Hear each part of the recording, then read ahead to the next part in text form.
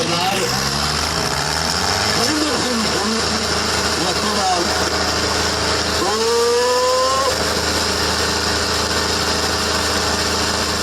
ਪੱਛੇ ਭੋਲਾ ਮੁਕਾਬਲਾ ਦਸਤਰੀ ਨੇ ਬਹੁਤ ਵਧੀਆ